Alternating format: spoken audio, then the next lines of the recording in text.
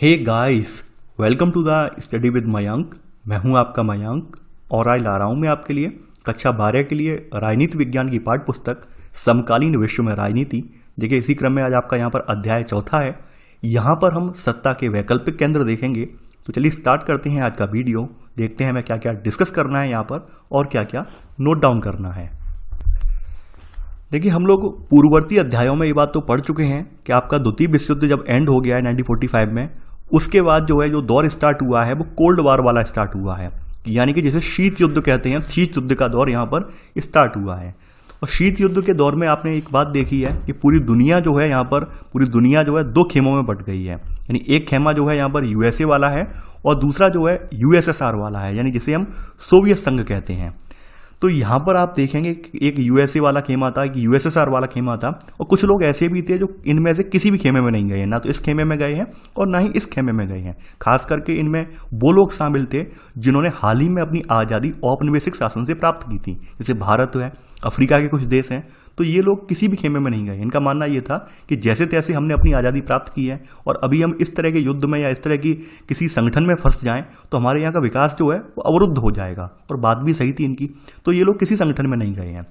अब देखिए, यहाँ पर जो खेमा मान लीजिए यूएसए में चला गया था, मान लीजिए यहाँ पर यूएसए में जो खेमा गया था उसे पश्चिमी यूरोप वाले कहते हैं। यानी जो वेस्टर्न यूरोप वाले थे, WE लिख दे रहा हूँ यहाँ पर, ठीक है, समझ गए होंगे आप। तो यहाँ पर जो पश्चिमी यूरोप वाला जो खेमा यहाँ पर गया था वो भी कहीं ना कहीं इसमें संतुष्ट नहीं था, चला तो गया था मजबूरी में। अब आपने पश्चिमी खेमे के बारे में एक बात आपके माइंड में इतिहास को अगर उठा के देखें तो क्लियर हो जाती है। देखिए, पश्चिमी खेमे के ज़्यादातर देश ऐसे देश थे जिन्होंने कहीं ना कहीं पूरी दुनिया में कभी अपना शासन कायम रखा था। जैसे चाहे वो ब्रिटेन ले लें आप, फ्रांस ले लें आप, पुर्तगाली ले लें आप। यानी आप अगर पश्चिमी यूरोप को देशों को देखें तो उन देशों की एक स्थिति ये थी कि ये देश वे देश रहे थे जिन्होंने कहीं ना कहीं पूरे देश में औपनिवेशिक शासन स्थापित किया था। अब चूंकि यहाँ तो परिस्थितियां चेंज हो गई हैं, द्वितीय विश्व युद्ध के बाद ये देश तो सारे कमजोर पड़ गए हैं, तो कहीं ना कहीं मजबूरी में आकर इन्हें अमेरिका का नेतृत्व स्वीकार करना पड़ा है। यानी अमेरिका की जो अगुवाई है उसको स्वीकार करना पड़ा है। लेकिन ये अमेरिका से संतुष्ट नहीं है, ये कहीं ना कहीं अपने क्षेत्रीय हितों को लेकर भी परेशान है। तो क्षेत्रीय हितों को परेशानी को देखते हुए इन्होंने क्या किया है, इन्होंने यूरोप में यूरोपियन यूनियन की स्थापना की है। वैसे ही यहाँ पर आप देखेंगे जो देश एशिया में अभी अभी जिनका नव स्वाधीन हुए हैं, तो उन देशों ने भी मिलकर अपनी स्थानीय अर्थव्यवस्था को, अपने स्थानीय व्यापार को बढ़ावा देने के लिए अपने स्थानीय एक संगठन का यहाँ पर उदय किया है, स्थानीय संगठन का गठन किया है, जिसका नाम है आसियान या फिर दक्षेस के नाम से जानते हैं। दक्षिण पूर्व एशियाई राष्ट्रों के संगठन है ये, ठीक है। तो इनके नाम से हम इन्हें जानते हैं। तो यहाँ पर आप देख सकते हैं, आगे बढ़ते हैं यहाँ पर। तो ऐसे करके यहाँ पर देखेंगे, यानी कि यहाँ पर आप देखेंगे इन लोगों ने सबसे इंपॉर्टेंट कोशिश क्या की है। इन लोगों ने सबसे इंपॉर्टेंट कोशिश ये की है कि भाई जो हमारी ऐतिहासिक दुश्मनियां हैं या फिर कोई कमजोरियां हैं, उन सभी का क्षेत्रीय स्तर पर समाधान ढूंढ लिया जाए। तो इन सबको देखते हुए इन्होंने यहाँ पर ये वाले संगठन बनाए हैं। इन संगठनों को बनाने का उद्देश्य क्या है? बनाने का उद्देश्य साफ साफ है कि शांतिपूर्ण और सहकारी क्षेत्रीय व्यवस्था निर्मित हो, ताकि हमारे आसपास जो मौजूद हमारे देश हैं उनसे हमारा किसी प्रकार का व्यवधान उत्पन्न ना हो, कोई डिस्प्यूट वगैरह ना हो, और हम यहाँ पर अबाध रूप से अपना व्यापार वगैरह है, अपना कल्चरल एक्टिविटी वगैरह है, वो यहाँ पर अपनी सम्मिलित रूप से कर पाएं, कोई हमारा यहाँ पे कोई विवाद क्रिएट ना हो। तो इस तरह का इन्होंने यहाँ पर अपने ये संघ बनाए हैं। यानी यूरोप वालों ने यूरोपियन यूनियन और यहाँ पर जो दक्षिण पूर्व एशिया वाले देश हैं इन्होंने आसियान बनाया है। तो आगे बढ़ते हैं यहाँ पर। ये तो भूमिका हो गई। अब आपकी हेडिंग है यहाँ पर यूरोपियन यूनियन।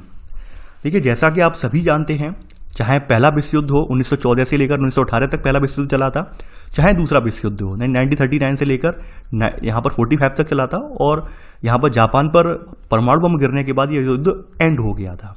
इन दोनों ही युद्धों में यहाँ पर यूरोप को बहुत ज़्यादा हानि उठानी पड़ी है, क्योंकि दोनों ही युद्ध जो लड़े गए हैं वो लगभग यूरोप के भीतर लड़े गए हैं। सेकेंड वर्ल्ड वॉर जो था वो यूरोप से बाहर भी चला गया था, लेकिन असर इसका यूरोप पर ही ज़्यादा पड़ा है, खास करके यूरोपीय देशों पर पड़ा है। तो यूरोपीय देश एक तो कहीं ना कहीं ये युद्ध का दंश झेल रहे थे, दो युद्धों की मार झेल रहे थे। युद्ध के बाद इन्हें अपने यहाँ देश का विकास करना था, देश की अर्थव्यवस्था का विकास करना था, आर्थिक ढांचा हो या फिर बुनियादी ढांचा हो जो कि युद्ध के दौरान नष्ट हो गया था, उसका भी विकास करना था। तो मजबूरी में इन्हें अब अमेरिका के अंडर में इन्हें काम करना पड़ रहा था। रीजन यही है कि इन्हें पैसा चाहिए, नेतृत्व चाहिए, क्योंकि ये तो शक्तिहीन हो गए हैं। और आपने देखा है शक्तिहीन होने का परिणाम इनका ये हुआ, इन्हें भारत भी छोड़ना पड़ा था, और भी इन्हें अफ्रीका के उपनिवेश छोड़ने पड़े थे ब्रिटेन वालों को। तो कहीं ना कहीं यहाँ पर इनके जो नेता हैं वो नेता इस बात को लेकर बार बार चिंतित थे कि भाई हमने अमेरिका की अधीनता तो स्वीकार कर ली है, अमेरिका के अंडर में तो हम काम कर रहे हैं, लेकिन कुछ ऐसा भी तो हो जिसके जरिए हम अपने डिसीजन खुद कर पाएं, अपनी समस्याएं खुद निपटारा कर पाएं। बार बार अमेरिका का हस्तक्षेप हमारे डिसीजन में ना हो, बार बार हमारा अमेरिका का हस्तक्षेप हमारे देश में ना हो। ये यहाँ के नेता इस बात को लेकर चिंतित थे। तो इन बातों का समाधान ढूंढने के लिए इन्होंने क्या किया है, क्षेत्रीय स्तर पर ही जब शीत युद्ध चल रहा था उसी दौरान ही इन्होंने क्या किया है, यूरोपियन यूनियन का निर्माण कर दिया है, यानी यूरोपीय संघ का निर्माण कर दिया है। तो यहां पर वही सब बातें बताई गई हैं। यहां पर आप वही सब चीजें देख रहे हैं। देखिए ये पहला ये आप देखिए पॉइंट में अभी नहीं डालूंगा, आप ये पहला पॉइंट अभी नहीं डाल रहा हूं मैं। यहां पर आप वही सब चीजें देख रहे हैं और आपको ये बात तो आप पहले ही पढ़ चुके हैं कि युद्ध के बाद जो निर्माण कार्य की जिम्मेदारी किसने संभाली है, यहाँ पर अमेरिका ने संभाली है। इसी वजह से तो पश्चिमी यूरोप के देश ज्यादातर अमेरिकी खेमे में गए थे। तो यहाँ पर पहला पॉइंट आपका यही है कि अमेरिका ने यूरोप की अर्थव्यवस्था के पुनर्गठन के लिए जबरदस्त मदद की और इसे हम क्या कहते हैं, इसे मार्शल योजना के नाम से जानते हैं। और यही जो मार्शल योजना के जरिए अमेरिका जो इनकी मदद कर रहा था, यहीं पर नाटो यानी उत्तरी अटलांटिक संधि जो हुई है 1949 में, ये संधि हुई है, ये बात आप जानते हैं। और ऐसे करके इससे क्या हुआ है, सामाजिक सुरक्षा व्यवस्था को जन्म दिया गया है। और मार्शल योजना के तहत यहाँ पर इनका अर्थव्यवस्था का निर्माण करना था। इसी योजना के तहत यहाँ पर 1948 में क्या हुआ है, यूरोपीय आर्थिक सहयोग संगठन की स्थापना की गई है। ध्यान रखना, ये काफी बार पूछा गया है कि यूरोपीय आर्थिक सहयोग संगठन की स्थापना कब हुई है। ये हुई है 1948 में। और किस योजना के तहत हुई है, ये हुई है मार्शल योजना के तहत की है, अमेरिका के सहयोग से। समझ रहे हैं आप, यानी कि यहाँ पर ये मार्शल योजना थी और ये आपका यूरोपीय आर्थिक सहयोग संगठन बनाया गया है। तो इसका उद्देश्य यही था कि जो यूरोप है, यूरोप के पश्चिमी देश हैं, इनमें आर्थिक मदद की जाए। ठीक है, अब यहाँ पर ये आपका जो संगठन बना है, यूरोपीय आर्थिक सहयोग संगठन बना है, इसकी स्थापना की गई है। तो यहाँ पर इसके जरिए क्या था, इसके जरिए जो पश्चिमी यूरोप के देश थे वो एक दूसरे के पास आ पाए, एक दूसरे की मदद कर पाए, एक दूसरे के नज़दीक आ पाए हैं। ये हमें यहाँ पर देखने को मिला है। इसमें आगे क्या पड़ता है, 1948 में तो इस संगठन की स्थापना हो गई है। अब इसके बाद यहाँ पर एक स्थिति यहाँ पर ये देखने को मिलती है। देखिए यहाँ पर सब पॉइंट अपने नोट करते जाना, मैं सब पॉइंट मुझे याद नहीं है, यहाँ पे थर्ड सब पॉइंट आएगा। अब 1949 में यहाँ पर क्या होता है, 1949 में यहाँ पर यूरोपीय परिषद जो है यहाँ पर बनाई जाती है। यानी कि 1949 में गठित यूरोपीय परिषद राजनीतिक सहयोग के मामले में अगला कदम साबित हुई है। यानी कि यहाँ पर 1949 में यहाँ पर एक यूरोपीय परिषद बनाई गई है। एक तरह से हम कह सकते हैं एक यानी संवैधानिक प्रक्रिया के तहत संवैधानिक सभा टाइप हम बोल सकते हैं, वो बनाई गई है यहाँ पर। तो ये आप देख पा रहे हैं। अब आगे यहाँ पर ये तो हमारा पूरा इतिहास चरणबद्ध तरीके से हम देखते जा रहे हैं, सिस्टमेटिक रूप से हम देखते जा रहे हैं। यानी यहाँ पर यूरोपीय परिषद का गठन किया गया 1948 में। इसके परिणाम स्वरूप हम 1957 में यूरोपियन इकोनॉमिक कम्युनिटी का फिर गठन किया गया है। यानी कि यहाँ पर फिर बनी है यूरोपियन इकोनॉमिक कम्युनिटी। ठीक है, तो आप यहाँ देख पा रहे हैं यहाँ पर। अब देखिए यहाँ पर आपको ये बात तो पता है कि सोवियत संघ जो था, सोवियत संघ में जो 15 संघों से मिलकर बना था, तो सोवियत संघ में शुरुआत से ही टकराव बने हुए थे। टकराव का कारण ये था कि वहाँ पर रशियन संस्कृति का बोलबाला था, रशियन नेताओं का बोलबाला था। तो इस बात को लेकर तमाम जो उनके संघ में जुड़े हुए लोग थे वो नाराज थे। तो एंड में आते आते यहाँ देखेंगे 1992 में आकर सोवियत संघ का विघटन हो गया है। तो विघटन के बाद क्या है, विघटन के बाद की परिणति ये बनी है कि फिर यूरोपीय संघ की स्थापना के रूप में यहाँ पर हुई है। यानी यहाँ पर अब यूरोपीय संघ बनाया गया है। तो यूरोपीय संघ में हम यहाँ पर देखेंगे कि भाई इनकी एक समान विदेशी मुद्रा है, समान सुरक्षा नीति है, आंतरिक मामलों में और न्याय के जुड़े मुद्दों में ये एक समान रूप से इनका रोडमैप तैयार हो रहा है। तो इस तरह से हमें यहाँ पर ये देखने को मिलेगा।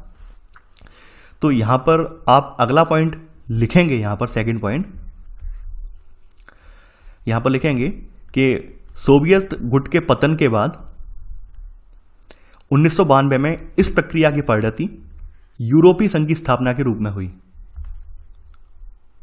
इसी में सब पॉइंट यहां पर ये पूरा इनका लिख लेना। यानी इनमें क्या क्या ये लेकर चलेंगे साथ में, ये देखिए ये लेकर चलेंगे। समान विदेश नीति रहेगी इनकी, आंतरिक मामले और न्याय से जुड़े मुद्दे में सहयोग करेंगे और इनकी एक समान मुद्रा होगी। यानी एक साझा रोड मैप तैयार करके ये देश चलेंगे। तो आप यहां पर देख पा रहे हैं, आगे बढ़ेंगे। अब देखिए यहां पर हम देखेंगे जो आपका यूरोप का, ये तो यूरोप का झंडा है जहां पर 12 स्टार हैं। 12 स्टार का यानी 12 का यहाँ पर अंक शुभ माना जाता है। 12 का यहाँ पर जो है पारंपरिक रूप से अंक का प्रचलन है और 12 का अंक यहाँ पर पूर्णता, समग्रता और एकता का प्रतीक माना जाता है। तो ये यूरोपियन संघ का यानी यूरोपियन यूनियन का झंडा है। अगर आपसे कहीं पूछा जाए कि यूरोपियन यूनियन के झंडे में कितने स्टार हैं तो आप बता देंगे 12 स्टार हैं। और 12 स्टार होने का रीजन क्या है? ये रीजन है क्योंकि 12 यहाँ पे पारंपरिक रूप से माना जाता है, समग्रता एकता का प्रतीक माना जाता है, इसलिए ये 12 स्टार यहाँ पर रखे गए हैं। ठीक है, तो ये नोट करके आप लिख लेना कि यूरोपीय संघ के झंडे में कितने 12 स्टार हैं, ये आप लिख लेना। देखिए इस तरह के प्रश्न होते हैं, ये यहाँ पर पूछ लिए जाते हैं घुमा फिरा के। अब थोड़ा सा जो आपका यूरोपियन यूनियन है ये बना है, इस पर हम नज़र डाल लेते हैं। अब देखिए आप लोग ये भी यहाँ पर देख चुके हैं 1992 में जो आपका सोवियत संघ है इसका विघटन हो गया है। अब सोवियत संघ के विघटन के बाद बहुत सारे देश ऐसे भी हैं जो कि यूरोपियन यूनियन में, यानी सोवियत जो आपकी जो है यहाँ पर यूरोपियन यूनियन है, इसमें आकर शामिल हो गए हैं। तो यूरोपियन यूनियन में शामिल हुए जो देश हैं उनको लेकर कुछ देशों में मतभेद भी थे। यानी कि मतभेद का मतलब क्या है, जो पुराने यूरोपीय संघ में शामिल देश हैं कुछ लोग ये चाहते थे कि ये देश शामिल ना हो, तो ऐसे करके यहाँ पर हमें वो मतभेद भी देखने को मिलेंगे। तो यहाँ पर वही सब चीज़ें बताई गई हैं। यहाँ पर आप देखेंगे, यहाँ पर देखिए यहाँ पर अगला पॉइंट, थर्ड पॉइंट लिख लेना, इसके नए सदस्य मुख्यतः भूतपूर्व सोवियत खेमे के थे। ये थर्ड पॉइंट करके आप लिख लेना। आगे बढ़ते हैं। अब देखिए यहाँ पर ये पुराने और नए सदस्य दिखाए हैं इसके यहाँ पर आप देख पा रहे हैं जो आपका बैंगनी रंग से आपके इसके पुराने सदस्य दिखाए गए हैं, यहाँ पर पूरा मैप दिखा दे रहा हूँ, और जो आपके नारंगी रंग से यहाँ पर इसके नए सदस्य दिखाए गए हैं। यानी आप देख पा रहे हैं ये पहले ये पुराने वाले सदस्य हैं इस वाले रीजन के ये, और ये जो जुड़े हैं ये नए सदस्य जुड़े हैं इसमें, यानी कि जो पूर्व सोवियत खेमे के सदस्य यहाँ पर जुड़े हैं, ये आप देख पा रहे हैं। आगे बढ़ते हैं। अब देखिए मैंने आपको पहले ही बताया था कि यूरोपीय खेमे में जो सोवियत संघ के देश जुड़े हैं बाद में आकर, उनको लेकर तमाम लोगों में असहमति थी। यानी पुराने देशों में ही असहमति थी, तमाम लोग उन्हें शामिल करने के फेवर में नहीं थे। लेकिन चूंकि यूरोप पूरा एक था, यूरोप की जो है आप देखेंगे पूरा यूरोप का भूभाग एक दूसरे से संबद्ध भूभाग है, तो इस वजह से मजबूरी भी थी कि अगर इन्हें शामिल नहीं करेंगे तो ऑब्वियस सी बात है कि हमारे व्यापार पर, हमारे रोजमर्रा की जिंदगी पर कहीं ना कहीं असर तो पड़ेगा ही पड़ेगा। तो यहाँ पर इन्हें शामिल करना पड़ा है। अब आगे बढ़ते हैं। तो आगे फिर क्या होता है, अगर हम अभी का वर्तमान का अगर उठा के देखें, वर्तमान के मैं अभी आपके इनके बारे में अगर उठा के देखें तो हम ये पाते हैं कि यूरोपीय यूनियन जो है आपकी यूरोपियन यूनियन, ये 2016 में दुनिया की सबसे बड़ी अर्थव्यवस्था थी यहाँ पर, और इसका जो सकल घरेलू यानी जीडीपी उत्पादन जो है वो $17,000 से ज़्यादा था, जो अमेरिका के लगभग है। आप समझ सकते हैं कि भाई दुनिया की दूसरी सबसे बड़ी यानी अमेरिका के बाद सेकेंड नंबर पर आती है। और देखिए यहाँ पर सबसे इंपॉर्टेंट बात आपको देखने को मिलेगी, आपने देखा भी होगा हमेशा जो एक तो डॉलर है, ये डॉलर का साइन जानते हैं, और एक यूरो का साइन होता है। यूरो का साइन जो है इस तरह का ही बनता है यूरो का साइन।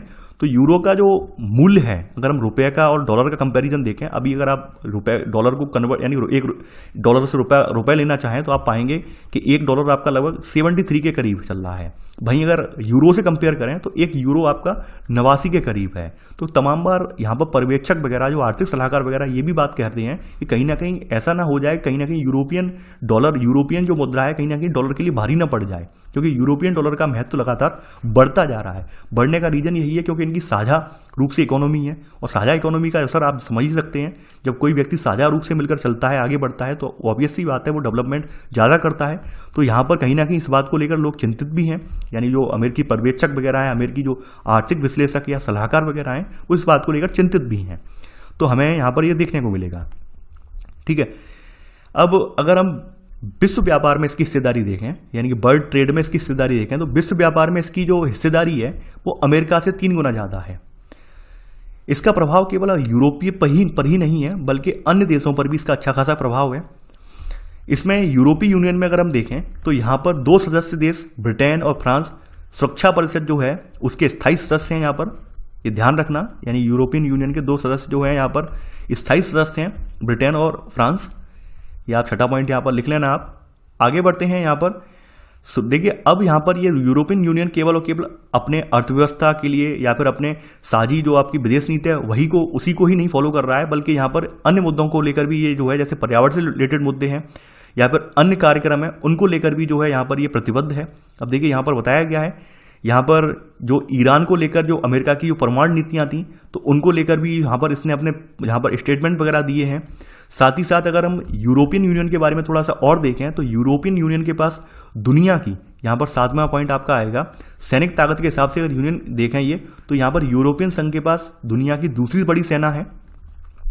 कुल रक्षा बजट देखें तो अमेरिका के बाद इसका सबसे बड़ा रक्षा बजट आता है। अब देखिए यहाँ पर एक इंपॉर्टेंट बात और निकल कर आ रही है, इंपॉर्टेंट फैक्ट है आपके लिए ये, यूरोपियन यूनियन के 2 देशों के पास परमाणु हथियार भी हैं, यानी ब्रिटेन के पास है और फ्रांस के पास यहाँ पर परमाणु हथियार है।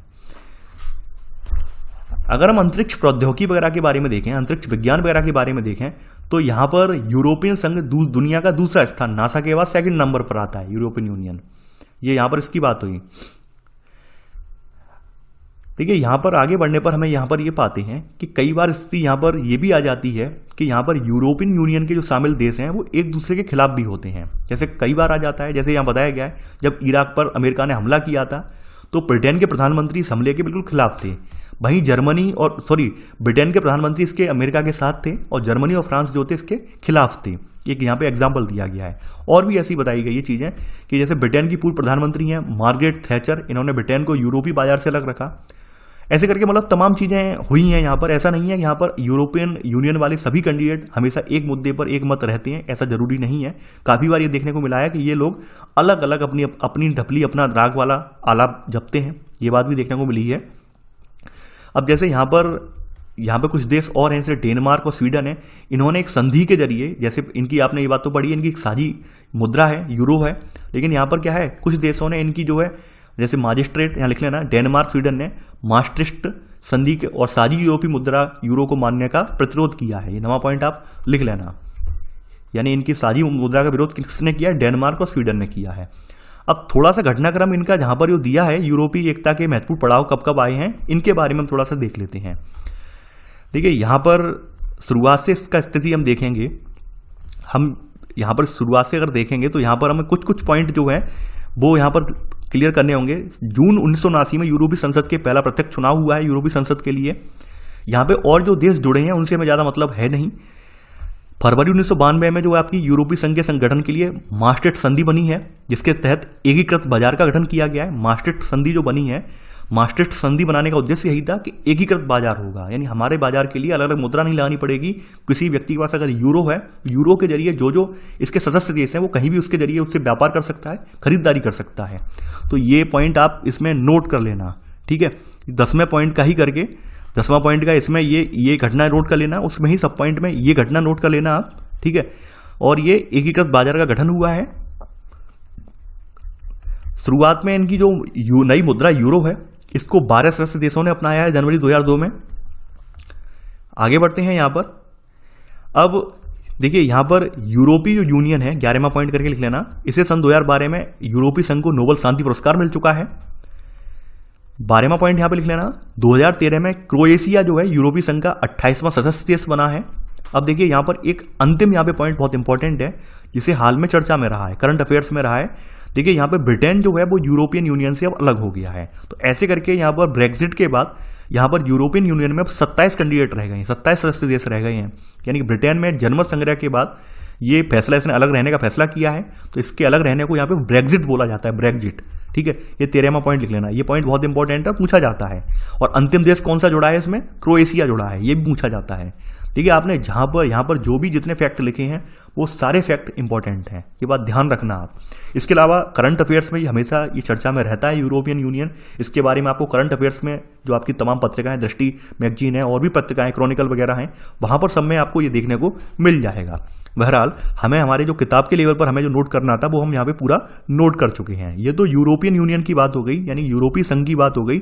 अब बात करते हैं आपका आसियान की, दक्षिण पूर्व एशियाई राष्ट्रों का संगठन है आसियान। इसको हम देखते हैं। देखिए ये जो आपके दक्षिण पूर्व एशियाई देश हैं, हमेशा से ही ये हाशिए पर रहे हैं। हाशिए पर रहने का मतलब क्या है, एक तो इन्होंने जो है ब्रिटेन वाला यानी कि एक तो यूरोप वाला औपनिवेशवाद झेला है, ऊपर से जापान की मार भी झेली है। तो इस वजह से कहीं ना कहीं ये जो दक्षिण पूर्व एशियाई देश थे ये आर्थिक पिछड़ेपन के शिकार में थे, गरीबी जैसी समस्याओं से जूझ रहे थे। तो ऐसे में इन्होंने क्या किया है, इन्होंने एक होने का संकल्प लिया है कि क्यों ना हम लोग आपस में एक हो जाएं और एक होकर हम अपनी क्षेत्रीय जो समस्याएं हैं उनसे आपस में निपटें। इसकी पृष्ठभूमि कैसे बनी, पृष्ठभूमि ऐसे बनी, आपको पता होगा जब गुटनिरपेक्ष आंदोलन चल रहा था, यानी कि हमारे जवाहरलाल नेहरू आपके जो कहा जाए आपका जो आपका इंडोनेशिया के जो आपके राष्ट्रपति हैं, ठीक है। इसके अलावा अफ्रीका के जो हैं यहाँ पर, ठीक है, अफ्रीका के राष्ट्रपति हैं, इसके अलावा आपके जो आपके इजिप्ट हैं, इजिप्ट के जो राष्ट्रपति हैं, इन लोगों ने मिलकर जब बांडुंग सम्मेलन हुआ था 1955 में, 1955 में बांडुंग सम्मेलन जो हुआ था, कहाँ पर, इंडोनेशिया में हुआ बांडुंग सम्मेलन। तो यहाँ पर गुट निरपेक्षता के माध्यम से इन्होंने क्या किया है, तीसरी दुनिया के देशों में एकता कायम करने की जब बात कही है, तो तीसरी दुनिया के देश ये आगे आए हैं। तो आप सभी को पता है कि हम लोग जो देश हैं, औपनिवेशिक शासन से आजाद हुए देश जो बोले जाते हैं, वो तीसरी दुनिया के देश बोले जाते हैं। दूसरी दुनिया के देशों में साम्यवाद वाले देश आते हैं, खास करके सोवियत खेमे वाले देश दूसरी दुनिया के देशों में आते हैं, और हम लोग जो है तीसरी दुनिया के देशों में शुमार हो जाते हैं। तो यहाँ पर आप देखेंगे तो यहाँ पर जो 1955 में जो बांडुंग में सम्मेलन हुआ है, इसी के बाद कहीं ना कहीं इसी के चलते आसियान की पहल हुई है, आसियान की क्षेत्रीय पहल हुई है, आसियान बनाने के लिए ये लोग निकल कर आए हैं। तो हम यहाँ पर देखेंगे यहाँ पर कि 1967 में इस क्षेत्र के 5 देशों ने बैंकॉक घोषणा पत्र पर हस्ताक्षर करके आसियान की स्थापना की है। और ये 5 देश यहाँ पर कौन कौन से हैं? ये हैं इंडोनेशिया है, मलेशिया है, फिलीपींस है, सिंगापुर है और थाईलैंड है। देखिए बहुत इंपॉर्टेंट है, मोस्ट इंपॉर्टेंट है, आप ये जान लीजिए, क्योंकि हमारा पड़ोसी भी है और अक्सर ये हर एग्जाम में चर्चा में रहता है।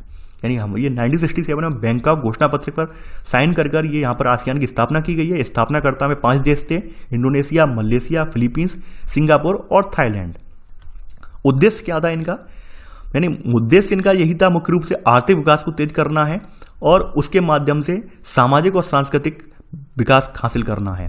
यानी इनका उद्देश्य, यहाँ लिख लेना सब पॉइंट, इनका उद्देश्य विकास को, यानी कि यहाँ पर लिख लेना इनका उद्देश्य आर्थिक विकास को तेज करना, यहाँ पे आर्थिक डाल लेना, आर्थिक विकास को तेज करना, और उसके माध्यम से यहाँ पर क्या है, सामाजिक और सांस्कृतिक विकास को हासिल करना था। ये पहले का आप सेकंड सब पॉइंट यहाँ पर ऐड कर लेना। ठीक है, आगे बढ़ते हैं। देखिए बाद के वर्षों में यहाँ पर कुछ देश और आकर इसमें मिल गए हैं। यहाँ पे बाद के वर्षों में Brunei, Darussalam, Vietnam, Laos, Myanmar और कंबोडिया भी इसमें शामिल हो गए हैं। ऐसे करके सदस्य देशों की संख्या कितनी हो गई है? 10 हो गई है। ठीक है, अब देखिए यहाँ पर आसियान के बारे में सबसे इंपॉर्टेंट बात क्या है। यहाँ पर आसियान ने अपने आप को अंतर्राष्ट्रीय संगठन यानी यूरोपियन यूनियन की तरह अंतर्राष्ट्रीय संगठन बनाने का फैसला नहीं किया। इसने अपने आप को जो है बाहर की जो व्यवस्था है, बाहर के जो संगठन है, उनसे दूर रखा। समझ रहे हैं आप? यानी यूरोपियन यूनियन वाले तो हस्तक्षेप भी करते हैं, बड़ी बड़ी कोई डील वगैरह वहाँ पे हस्तक्षेप भी करते हैं, लेकिन ये लोग आसियान वाले क्या है, केवल अपनी क्षेत्रीय स्तर की जो वार्ताएं हैं, क्षेत्रीय स्तर के जो विवाद हैं, उन्हीं मुद्दों को देखते हैं। ये बाहरी किसी संगठन को लेकर हस्तक्षेप वगैरह नहीं करते हैं। ये बात यहाँ पर हमें इंपॉर्टेंट रूप से देखने को मिलती है। तो यहाँ पर आप ये लाइनें आप ऐड कर लेना। ठीक है, आगे बढ़ते हैं। यहाँ पर अब आसियान के बारे में देखें। जो आसियान की जो शैली है काम करने की, यानी मेल मिलाप के जरिए ये काम करते हैं, तो इसे आसियान शैली कहते हैं। मेन चीज यहाँ पर क्या है, ये देखिए वार्ता, यहाँ सबसे इंपॉर्टेंट बात ये, इनके जो डिस्प्यूट है वो वार्ता के जरिए सॉल्व होते हैं। कोई लड़ाई झगड़े से नहीं होते हैं, कोई बम गोला बारूद से नहीं होते हैं। यहाँ पर केवल वार्ता के जरिए इनके जो डिस्प्यूट सॉल्व होते हैं। सबसे इंपॉर्टेंट बात यहाँ पर हमें ये देखने को मिलती है। आगे बढ़ते हैं यहाँ पर। अब देखिए दुनिया में अगर हम आज के टाइम में देखें तो दुनिया में सबसे ज्यादा ग्रो करने वाली इकोनॉमी आपके आसियान देशों की ही है। यानी आसियान देशों ने ही सबसे ज्यादा अपनी इकोनॉमी बूस्ट की है। सबसे छोटे देश भी हैं और छोटे देशों का संगठन होने के साथ साथ इन्होंने अपनी इकोनॉमी सबसे ज्यादा बूस्ट की है। 2003 में अगर हम देखें, 2003 में आसियान ने अपनी आसियान सुरक्षा समुदाय, आसियान आर्थिक समुदाय और सामाजिक सांस्कृतिक समुदाय नामक 3 स्तंभों के आधार पर आसियान समुदाय बनाने की दिशा में कदम उठाए हैं।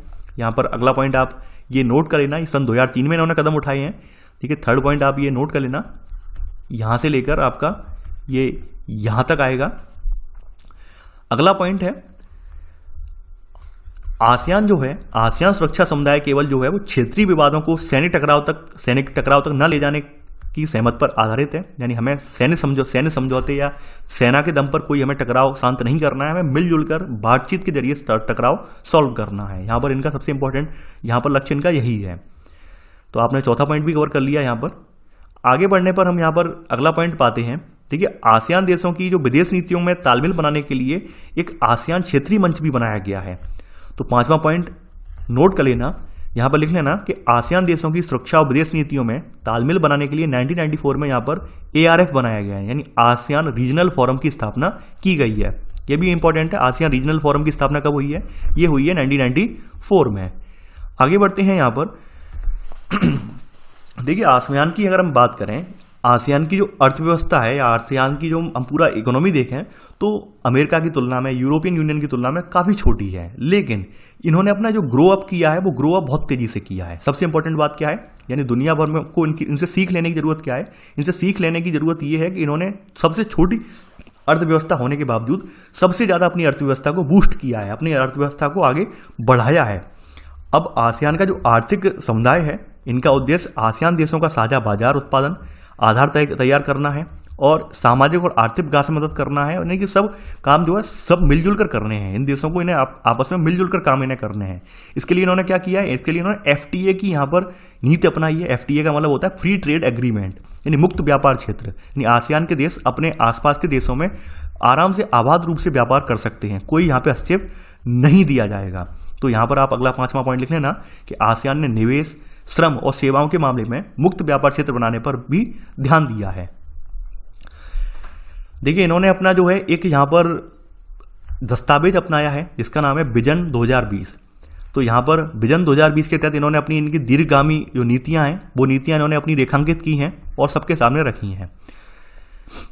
आसियान की अगर हम देखें तो आसियान की ने अपने टकराव जो होते हैं वो मिलजुल कर, जैसे कंबोडिया से टकराव था तो उन्होंने वो उसको समाप्त किया, पूर्वी तिमोर का संकट था वो भी संभाल लिया, और 1999 से ये लगभग जो है रेगुलर रूप से अपनी बैठकें कर रहे हैं। हर साल इनके सम्मेलन होते हैं, हर साल अपनी ये बैठकें करते हैं ताकि बैठकों के जरिए इनके आपसी वाद विवाद हैं उनको बातचीत के जरिए निपटाया जा सके। शुरुआती वर्ष में अगर हम भारत की तरफ से देखें तो भारत ने इनकी तरफ ज़्यादा ध्यान नहीं दिया है। शुरुआत में भारत ने इन पर ज़्यादा ध्यान नहीं दिया है, लेकिन अभी हाल के वर्षों में जब से आपकी एनडीए जो आपकी सरकार आई है तो एनडीए सरकार ने इन पर ज़्यादा ध्यान दिया है। खास करके यहाँ पर दिखाया गया है, आपको एक चित्र में देख पा रहे हैं, 25 जनवरी 2018 का चित्र है ये। तो नई दिल्ली में भारतीय और आसियान साझेदारी की रजत जयंती मनाई गई है। तो अभी हाल में एनडीए गवर्नमेंट इन पर ज़्यादा फोकस कर रही है। और फोकस करने का दूसरा रीजन क्या है? दूसरा रीजन हमारे यहाँ फोकस करने का ये है, इसके लिए भी एग्जाम्पल यहाँ पर दिया गया है। देखिए, जो पहले की यूपीए गवर्नमेंट हुआ करती थी उस समय नीति एक होती थी लुक ईस्ट। लुक ईस्ट का मतलब होता है पूर्व की ओर देखो।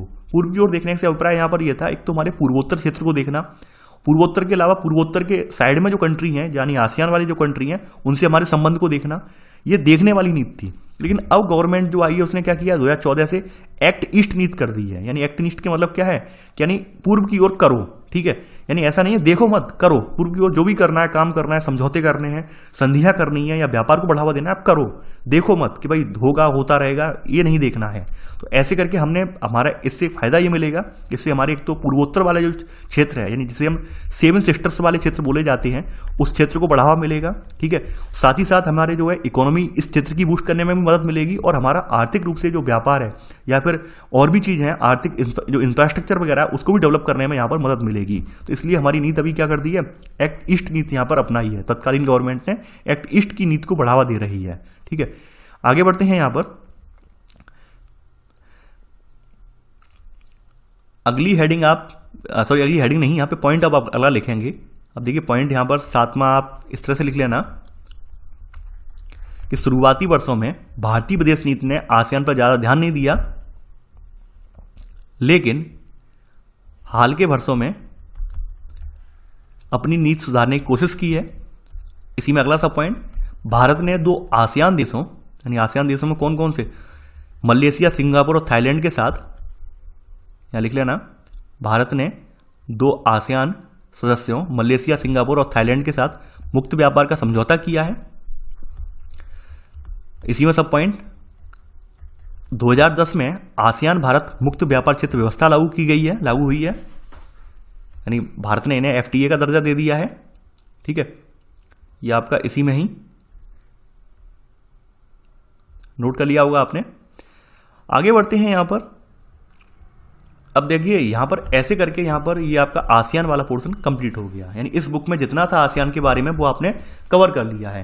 और सबसे इंपॉर्टेंट बात आसियान के बारे में आपको ये देखने को मिली है कि ये लोग वाद विवाद नहीं, आर्मी वगैरह के जरिए नहीं, केवल अपना क्या है नॉर्मली अपनी बैठकों के जरिए, बातचीत के जरिए अपने मुद्दे को सुलझाते हैं। सबसे इंपॉर्टेंट बात यहाँ पर ये है, चर्चा के जरिए ये अपने मुद्दों को सुलझाते हैं, कोई धमकी वगैरह देकर नहीं सुलझाते हैं, ठीक है। सबसे इंपॉर्टेंट बात हमें यहाँ पर ये सीखने को मिली। अब देखिए पूर्व की हमने यहाँ पे आसियान की बात कर ली, हमने ऊपर यूरोपियन यूनियन की बात कर ली। अब ऐसे में हमारे कुछ अड़ोसी पड़ोसी देश हैं, उनकी अगर बात ना की जाए तो वो भी हमें जानना जरूरी है कि अड़ोसी पड़ोसी देशों ने अपनी इकोनॉमी कैसे बढ़ाई है। खास करके यहाँ पर अब हम ध्यान देंगे चीन का, कि चीन ने कैसे उत्थान किया है, चीन में कैसे सुधार आए हैं, क्यों चीन से हम अपना कंपेयर क्यों करेंगे, करने का एक रीजन है। पहली बात तो यह है कि अगर हम चाइना को देखें तो विश्व की पॉपुलेशन के हिसाब से देखें तो विश्व की पॉपुलेशन में चाइना जो है पहले स्थान को रखता है, यानी पहले स्थान पर है, फर्स्ट पर है, और हम जो है सेकंड पर हैं, ये बात आप जानते हैं। तो उस लिहाज से हमें चाइना से कंपेयर करना पड़ेगा, क्योंकि चाइना ने जिस हिसाब से अपने यहाँ तरक्की की है, जिस हिसाब से अपने यहाँ इंफ्रास्ट्रक्चर डेवलप किया है, जिस हिसाब से अपने यहाँ टेक्नोलॉजी वगैरह के क्षेत्र में क्रांति की है, तो उससे हमें कहीं ना कहीं हमें भी सबक लेना चाहिए। तो सबसे पहले चाइना का पूरा हम पहले इतिहास देखेंगे कि चाइना ने अपनी इकोनॉमी किस दौर से उठा के लाया है चाइना, और किस दौर तक ले गया है, तो वो सब हम यहाँ पर अध्ययन करेंगे। देखिए, यहाँ पर चाइना में स्टार्टिंग में वही साम्यवाद वाली रफ्तार थी। चाइना जो है स्टार्टिंग में साम्यवाद वाली सरकार के अधीन ही यहाँ पे स्वतंत्र हुआ था, और तब यहाँ पे साम्यवादी लक्ष्य रखे गए थे, यानी सब कुछ चीज़ें जो थी गवर्नमेंट के हाथ में थी। लेकिन बाद में आज समय बदलते बदलते यहाँ पर भी वही हुआ है, यहाँ पे सत्ता परिवर्तन हुआ है और नीतियों का परिवर्तन हुआ है। जैसे हमारे भारत में हुआ 1992 में हमें जो LPG अप्रोच लानी पड़ी, वैसे ही यहाँ पर भी जो है अपनी अप्रोच चेंज करनी पड़ी है। यानी कि यहाँ पर आप देख सकते हैं 1978 के बाद से चीन की आर्थिक सफलता एकदम महाशक्ति के रूप में उभरी है, और 1978 में सुधार लाए गए थे, इसके बारे में अभी लिखेंगे हम। तो हम सबसे पहले स्टार्टिंग हम करते हैं। अगर हम अभी वर्तमान में देखें तो वर्तमान में तमाम जो आपके सलाहकार, आर्थिक सलाहकार हैं या फिर जो विश्लेषक वगैरह हैं, वो यही बात मान रहे हैं कि चाइना एक ना एक दिन 2040 तक अमेरिका को भी पछाड़ देगा, अमेरिका से भी आगे निकल जाएगा, इतनी बड़ी अर्थव्यवस्था बन जाएगा। सब यानी जितने जो आर्थिक सलाहकार वगैरह हैं, वित्तीय सलाहकार वगैरह हैं, उनका मानना यही है कि जिस हिसाब से चाइना ग्रो कर रहा है, तो एक ना एक दिन ये कहीं ना कहीं अमेरिका को पछाड़ देगा 2040 तक। 2040-50 तक कहीं ना कहीं चाइना सबसे आगे होगा दुनिया में। दूसरी बात यह है कि चाइना को इस तरह से आगे बढ़ने की वजह से चाइना जो है कहीं ना कहीं चाइना को जो है एशिया का इंजन देखा जाता है। चाइना को पूर्व एशिया के विकास का इंजन के रूप में ये देखा जाता है। इस सब का ये इंजन कैसे बना? इंजन बनने का एक रीजन ये था क्योंकि इसके पास बड़ी आबादी भी है, बड़ा भूभाग भी है, सारे संसाधन मौजूद हैं, क्षेत्रीय अवस्थिति जैसे हमारे भारत में विभिन्न जो है आपके देख सकते हैं जलवायु प्रदेश हैं, वैसे यहाँ पर भी क्षेत्रीय अवस्थिति इसकी जो है अनुकूल है। तो इन सब का ऐसे फायदा मिला, तो इस वजह से चाइना जो है लगातार तरक्की करता जा रहा है। तो यहाँ पर इतिहास में थोड़ा नजर डालते हैं। 1949 में जो है यहाँ पर ये माओ के नेतृत्व में यहाँ पर साम्यवादी क्रांति हुई है, और ऐसे करके यहाँ पर जनवादी गणराज्य की स्थापना हुई है। और उस समय की जनवादी गणराज्य की स्थापना हुई थी वो कहीं ना कहीं आर्थिकी सोवियत जो मॉडल पर आधारित थी, यानी उस समय जो साम्यवादी तरीका अपनाया गया था वो सोवियत मॉडल पर आधारित था। शुरुआत में इन्होंने जो पूंजीवादी दुनिया से अपने रिश्ते तोड़ लिए थे, जैसे हमने अपनी इकोनॉमी बंद इकोनॉमी रखी थी, यानी हमारे यहाँ जो व्यापार वगैरह होता था शुरुआत में आज़ादी के बाद वो विदेशों से ज़्यादा व्यापार नहीं होता था, तो वैसे ही यहाँ पर भी था। यहाँ पर शुरुआत में भी इन्होंने अपनी इकोनॉमी को डेवलप करने के लिए, अपनी इकोनॉमी को बचाने के लिए पूंजीवादी दुनिया से अपने रिश्ते तोड़ लिए हैं। लेकिन कुछ समय बाद यहाँ पर स्थिति वही जैसे हमारे यहाँ स्थिति क्रिएट हुई कि हमारे यहाँ विदेशी भंडार खत्म हो गया, विदेशी मुद्रा का धन खत्म हो गया, तो मजबूरी में हमें अपने यहाँ जो है बदलाव करने पड़े, तो वही स्थिति यहाँ पर भी क्रिएट हुई है। ऐसे में देखिए यहाँ पर समस्या यही निकल कर आई कि अब बाहरी दुनिया से इसका संपर्क तो है नहीं, तो इसके पास जो संसाधन है वही यूज कर सकता है, यानी बाहर से तो कुछ मंगा नहीं सकते हैं हम। तो यहाँ पर इसने क्या किया है, अपने संसाधन जो जो अपने देश में मौजूद हैं उन्हीं का प्रयोग करना स्टार्ट कर दिया है।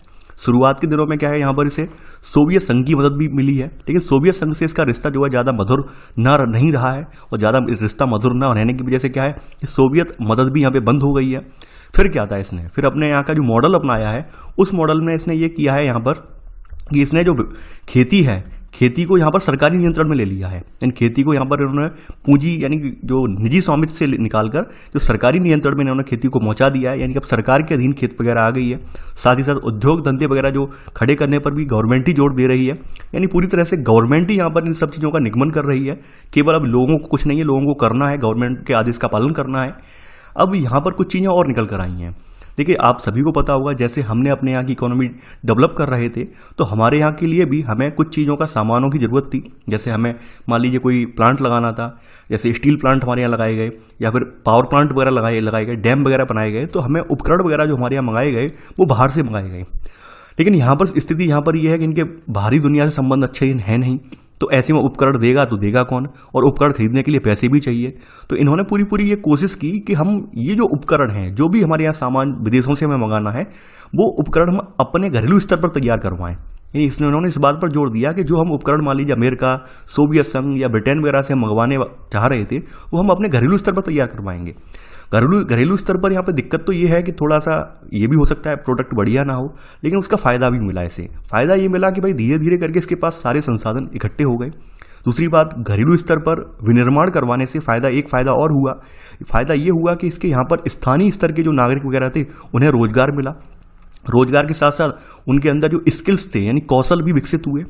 ऑब्वियस सी बात है, यानी कोई चीज़ जब घरेलू स्तर पर तैयार होगी, अपने अपने देश में तैयार होगी, तो लोगों को उसका ज्ञान का लाभ भी मिलेगा, बनाने की तकनीक की वगैरह में भी उन्नत बन पाएंगे वो लोग। तो इसे सारा फायदा इसे इस बात का मिला। कुछ दिन बाद क्या हुआ, कुछ दिन बाद स्थिति इतनी बेटर बनी यहाँ पर कि ये जितना भी सामान यहाँ पर मैन्युफैक्चर हो रहा था वो देश के भीतर ही मैन्युफैक्चर होने लगा। यहाँ पर भी इन्होंने जो है स्टार्टिंग में एक अपना मॉडल अपनाया, मॉडल यही अपनाया इन्होंने कि हम जो भी अपने संसाधनों में जो यानी कि अपनी जनता के परोपकार के लिए जो भी योजनाएं चलाएंगे तो उससे क्या है, जनता को शिक्षित करेंगे, बेटर स्वास्थ्य सेवाएं देंगे। तो ये सब चीज़ें इन्होंने भी की हैं, यानी जन कल्याणकारी योजनाएं चलाई हैं। इससे क्या हुआ है, इससे यहाँ के नागरिकों को स्वास्थ्य सुविधाएं वगैरह मिली हैं और चीन ऐसे करके विकसित देशों से भी यहाँ पर आगे निकल गया है। तो यहाँ पर आप अगला पॉइंट यहाँ पर लिख लेना, यहाँ पर सभी नागरिकों को रोजगार और सामाजिक कल्याण योजनाओं का लाभ देने के दायरे में लाया गया। ठीक है, इसी में सब पॉइंट उन्हें स्वास्थ्य सुविधाएं, ठीक है, ये आप लिख लेना यहाँ पर सब पॉइंट, सेकंड का सब पॉइंट। अब देखिए यहाँ पर जो इकोनॉमी है, इकोनॉमी की ग्रोथ अगर हम यहाँ पर देखें 1949 के बाद जो माओ की क्रांति हुई उसके बाद देखें तो यहाँ पर इकोनॉमी की जो दर रही है यानी अर्थव्यवस्था की विकास दर रही है वो रही है 5 से 6%। लेकिन यहाँ पर 5 से 6% विकास की दर तो थी, लेकिन यहाँ पर एक समस्या और बनी हुई थी, वो थी जनसंख्या का विस्फोट। जैसे भारत में आज भी समस्या बनी हुई है वैसे यहाँ पर भी समस्या थी कि भाई जनसंख्या लगातार बढ़ती जा रही थी और जो कल्याणकारी योजनाएं थी या उनके लिए जो प्रपोजल्स थे या उनके लिए जो प्लानिंग की गई थी वो प्लानिंग सीमित हो रही थी। और भाई जनसंख्या बढ़ती जा रही, जनसंख्या की प्लानिंग हर कोई थोड़ी ना कर सकता है, जनसंख्या की प्लानिंग सरकार थोड़ी ना करेगी। तो सरकार तो अपना एक मॉडल लेकर चल रही है कि भाई हम 1000 करोड़ रुपए से ये 1000 करोड़ रुपए के टर्नओवर का ये यहाँ पे प्लांट लगाएंगे, लेकिन जनसंख्या लगातार बढ़ती जा रही है। सरकार सोच रही है कि यहाँ पर इससे 1 लाख लोगों को लाभ मिलेगा, अब जनसंख्या पहुंच गई वहाँ पे 4 लाख, तो 3 लाख लोग तो वैसे ही बेरोजगार हो जाएंगे। तो सरकार को कहीं ना कहीं बट्टा लग रहा था जनसंख्या से। तो आबादी लगातार बढ़ती जा रही है, खाद्यान्न संकट भी यहाँ पर पैदा हो गया। ऑब्वियस सी बात है, जब जनसंख्या बढ़ेगी तो लोग खाएंगे भी, तो खाद्यान्न संकट भी पैदा हो गया। दूसरी बात यह है, बाहरी विश्व से हमारा जुड़ाव है नहीं, बाहरी विश्व से हमारी कोई संबंध है नहीं जो हमें मदद दे दे, आर्थिक मदद दे दे, खाद्यान्न की मदद दे दे। ऐसे करके यहाँ पर वही संकट क्रिएट हुआ एंड में आकर जो कि भारत के साथ था। भारत के साथ थोड़ा विषम परिस्थितियां थी, यहाँ पर परिस्थितियां और ज़्यादा विकट हो गई क्योंकि जनसंख्या बढ़ रही है, बाहरी विश्व से बिल्कुल लगाव है ही नहीं हमारा। तो ऐसे में यहाँ पर इन्होंने अपनी फिर से नीति चेंज की है और इन्होंने 1970 के दशक में क्या किया है, अमेरिका से इन्होंने जो है अपने संबंध बनाने स्टार्ट किए हैं। यानी इन्होंने कहा कि भाई पूरी दुनिया से कटे रहने से बेटर है कि किसी एक देश के साथ अपनी नज़दीकियाँ बढ़ाई जाएँ, जिससे क्या होगा कि हमारा आर्थिक विकास भी हो पाएगा। तो यहाँ आप समझ रहे होंगे। तो यहाँ पर आप ये देखिए आपने थर्ड पॉइंट लिख लिया होगा, इसी में सब पॉइंट ये यहाँ पर ऐड कर देना। ठीक है, ये आपने थर्ड का सब पॉइंट नोट कर लिया होगा। ठीक है, आगे बढ़ते हैं। अब देखिए यहाँ पर अगला पॉइंट आप नोट कर लेना, क्योंकि आप साथ के साथ कुछ पॉइंट लिख भी रहे होंगे, तो चौथा पॉइंट यहाँ नोट कर लेना कि चीन ने 1972 से अपने संबंध जो है वो अपने अमेरिका से संबंध स्थापित किए हैं और अपना ऐसे करके आर्थिक एकांतवास है वो खत्म कर दिया है। उसके बाद क्या होता है, यहाँ पर 1973 में क्या है, प्रधानमंत्री आते हैं चाउ एनलाई। इन्होंने कृषि, उद्योग, सेना और विज्ञान जो विज्ञान प्रौद्योगिकी के क्षेत्र में जो आधुनिकीकरण करने के 4 प्रस्ताव रखे हैं इन्होंने। 1973 में इन्होंने जो है हाईटेक प्रौद्योगिकी के लिए इन्होंने जो है यहाँ पे प्रस्ताव अपने रखे हैं, 4 प्रस्ताव पारित किए हैं, जिसके जरिए इन्हें एग्रीकल्चर के सेक्टर में, आपके उद्योग के सेक्टर में, आपकी सेना के सेक्टर में और विज्ञान प्रौद्योगिकी के सेक्टर में इन्हें तरक्की करनी है। आगे बढ़ते बढ़ते यहाँ पर अब समय और परिवर्तित हुआ है। समय परिवर्तन होने के साथ 1978 में यहाँ पर बिल्कुल नीति बदल दी गई है। यानी कि हमारे यहाँ 1992 में सुधार आया, आर्थिक सुधार आया, जो आपका इकोनॉमिक रिफॉर्म यहाँ पर 1978 में आया है। देखिए मैं कंपेयर करके इसलिए बता रहा हूँ, काफ़ी बार आपको जो है भारतीय अर्थव्यवस्था का कंपेयर जब चाइना की अर्थव्यवस्था से करना पड़ेगा तो बताना पड़ेगा कि कब उन्होंने अपनी जो है अर्थव्यवस्था के द्वार सभी के लिए खोले हैं। ये खोले हैं 1978 में। तो यहाँ पर इनके नेता हैं देंग सियाओपेंग। इन्होंने चीन में आर्थिक सुधारों और जो है खुले द्वार की नीति की घोषणा की है। खुले द्वार का मतलब क्या होता है कि जो बाजार मूलक अर्थव्यवस्था से हम अपने आप को जोड़ रहे हैं, यानी कि हम अपने उत्पाद को अमेरिका में बेचेंगे, अमेरिका वाले हमारे देश में भी अपना उत्पाद बेच पाएंगे, तो एक खुला बाजार हो गया, ओपन यानी मार्केट हो गया। तो इस तरह से इन्होंने अपनी अर्थव्यवस्था में यहाँ पर देख सकते हैं आप कि सुधार किया है।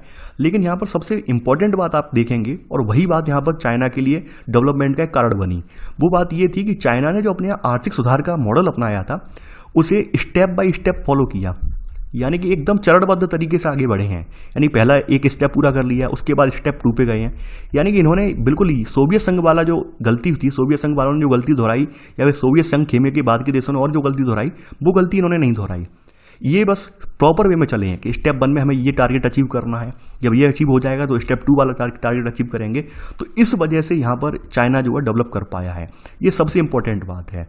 तो यहाँ पर ये आप सब पॉइंट लिख लेना, क्योंकि ये आप समझ सकते हैं कि चाइना आगे बढ़ने का रीजन क्या है। रीजन यही है कि इन्होंने शॉक थेरेपी नहीं अपनाई। शॉक थेरेपी जैसे कि आपने देखा होगा कि अन्य देशों ने शॉक थेरेपी का मॉडल अपनाया था कि पहले एकदम जैसे साम्यवाद वाली जो देश थे, पहले अच्छे से अत्याचार कर लिए जनता पर, भी एकदम छूटें दे दी। तो छूट देने की वजह से क्या था, जनता को लाभ नहीं मिल पाया, बिचौलियों को लाभ मिल गया।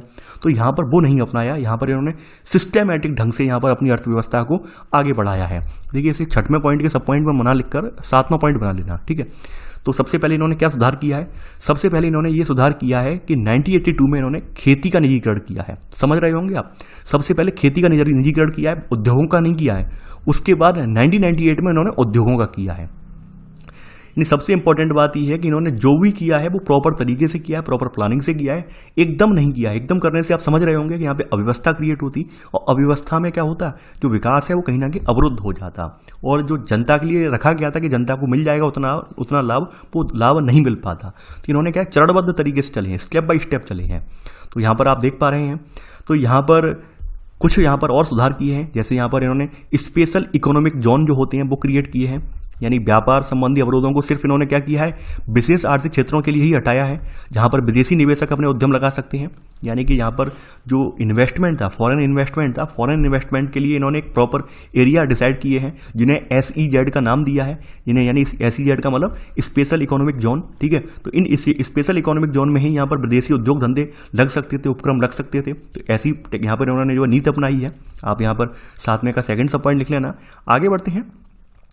अब यहाँ पर आप देख सकते हैं, अब जब आप समझ रहे हैं, यहाँ पर जब इन्होंने जो खेती जो है 1982 में जो प्राइवेट हाथों में दे दी, निजीकरण कर दिया खेती का, तो उसके बाद देखेंगे कि ग्रामीण अर्थव्यवस्था में बचत होने लगी है। और बचत का परिमाण ये जो परिमाण ये देखने को मिला है कि भाई परिमाण बढ़ा है बचत का, और यहाँ पर ये देखने को मिला है कि यहाँ पर उद्योगों की संख्या भी यहाँ पर बहुत ज़्यादा बढ़ गई है। सबसे इंपॉर्टेंट बात चाइना के लिए ये रही है कि चाइना ने SEZ वाला जो तकनीक अपनाई है, यानी स्पेशल इकोनॉमिक जोन वाला जो सेक्टर अपनाया है, तकनीक अपनाई है, तो इससे क्या हुआ है, इससे फॉरेन इन्वेस्टमेंट जो था उसमें अच्छी खासी वृद्धि हुई। क्योंकि बात यह है कि फॉरेन इन्वेस्टमेंट के लिए जो विदेशी कंपनियां आती, उन्हें प्रॉपर एक डोमेन मिल गया कि हम इस डोमेन में रहकर ही अपनी उपक्रम या फैक्ट्रियां लगा सकते हैं। तो इससे वो भी आश्वस्त हो गए, यानी उन्हें भी सिक्योरिटी प्रदान मिल गई, उन्हें भी एक सुरक्षा मिल गई कि भाई हमें गवर्नमेंट ने जो है, चाइना की गवर्नमेंट ने प्रॉपर सिक्योरिटी दे दी है, प्रॉपर एरिया दे दिया है जहां पर हमें अपने उपक्रम स्थापित करने हैं। तो ऐसे करके क्या हुआ, विदेशी व्यापार का इन्हें फायदा मिला, ज़्यादा से ज़्यादा कंपनियां इनकी आई, निवेश अच्छा खासा हुआ। निवेश ऑब्वियस सी बात है, किसी देश के यहाँ इन्वेस्टमेंट जब लगातार इन्वेस्टमेंट होता जाएगा। आपके सामने आप UAE का एग्जांपल ले लीजिए, ठीक है। तो UAE ऐसे ही तो आगे बढ़ा, इन्वेस्टमेंट के आधार पर ही तो आगे बढ़ा। इन्वेस्टमेंट होता गया, अब केवल वो क्या प्रोवाइड करवाते गए, अपने यहाँ जगह प्रोवाइड करवाते गए और अवसर प्रोवाइड करवाते गए। तो यहाँ पर भी यही था। यहाँ पर सबसे इंपॉर्टेंट बात यही है कि जो व्यापार के लिए इन्होंने जो अपना जो फॉर्मूला निकाला स्पेशल इकोनॉमिक जोन वाला, तो इससे क्या हुआ, विदेश व्यापार में यहाँ पर उल्लेखनीय रूप से वृद्धि हुई। यहाँ पे अगला 7वें का 3rd सब पॉइंट आप लिख लेना। आगे बढ़ते हैं यहाँ पर। अब यहाँ पर अगला पॉइंट आप नोट करेंगे, 8वां पॉइंट, 2001 में जो क्या है, ये WTO में यानी विश्व व्यापार संगठन में ये शामिल हो गया है। या आप 8वां पॉइंट यहाँ नोट कर लेना। आगे बढ़ते हैं। अब देखिए, चीन लगातार प्रयास यही कर रहा है कि वो एक ग्लोबल अर्थव्यवस्था ने विश्व आर्थिकी के रूप में अपना प्रभाव जमाना चाह रहा है। और इस बात की तो जो इकोनॉमिक सलाहकार वगैरह हैं, यानी इकोनॉमिक के अर्थशास्त्र के जानकार वगैरह हैं, उनका मानना भी ये है कि 2040 तक चाइना की जो अर्थव्यवस्था है वो दुनिया की सबसे बड़ी अर्थव्यवस्था होगी, यानी कि USA की अर्थव्यवस्था को भी ये पछाड़ देगी। ये बात बिल्कुल सही है, क्योंकि चाइना जो है लगातार प्रोन्नति कर रहा है, लगातार आगे बढ़ता जा रहा है। तो यहाँ पर ऐसा नहीं है कि यहाँ पर प्रोन्नति का लाभ सबको मिला, यहाँ पर भी वही असमानताएं प्राप्त हुई जो जैसी हमारे यहाँ असमानताएं नहीं। यानी कि यहाँ पर नाटकीय सुधार जो हुआ है, वहाँ पर हर किसी को लाभ नहीं मिल पाया है। बेरोजगारी भी है, यहाँ पर रोजगार भी कम है, भ्रष्टाचार भी है। लेकिन इन सब के बावजूद इसने अपनी इकोनॉमिक जो है अपनी लगातार बूस्ट कर रहा है, इकोनॉमी जो है लगातार आगे की ओर इसकी बढ़ती जा रही है। ये सबसे इंपॉर्टेंट बात है। यानी यहाँ पर समस्याएं वही सब हैं जो हमारे यहाँ समस्याएं हैं। यानी हमारे यहाँ इकोनॉमिक तो बहुत ज़्यादा, GDP तो हमारी लगातार बढ़ती जा रही है, लेकिन रोजगार हर किसी को नहीं मिल रहे हैं। उसका रीजन भी मैंने बताया था आपको अर्थशास्त्र में कि क्यों, क्योंकि मान लीजिए 50 लोगों की जो आमदनी अच्छी खासी है और 50 लोग ही यहाँ पर GDP में ऐसे हैं जो है यहाँ पर लगभग 50 जो आपकी करोड़ जनसंख्या के बराबर जो रखते हैं अपना कैपिटल, तो समझ सकते हैं आप। तो यहाँ पर भी वही चीज़ें हैं कि यहाँ पर जो जीडीपी है वो लगातार इनकी बढ़ जा रही है, लेकिन इन सबका परिणाम जो है, परिणाम ये है कि सभी को यहाँ पे प्रॉपर रूप से रोजगार नहीं मिल पाया है। तो देखिए यहाँ पर अगला पॉइंट आपका 8वां 9वां पॉइंट आएगा। यहाँ 9वां पॉइंट आप लिख लेना, ठीक है, ये यहाँ से ये लेकर यहाँ तक। इसके अलावा यहाँ पर लिख लेना पर्यावरण को नुकसान पहुँचेगा ही पहुँचा है, और भ्रष्टाचार वगैरह, ये 9वें का सब पॉइंट आप लिख लेना। आगे बढ़ते हैं। अब यहाँ पर चाइना के बारे में आप सब लोग जानते हैं कि चाइना अपने जो है वैश्विक स्तर की ताकत बनकर उभरा है, खास करके अपने आसपास की जो इसके राज्य हैं, आसपास के देश हैं, उन सभी को इसने जो है कहीं ना कहीं लोहा मनवा दिया है। दुनिया भी इसका लोहा मान रही है। बहरहाल इसके ऐसा नहीं है कि सभी देशों के साथ संबंध मधुर हैं।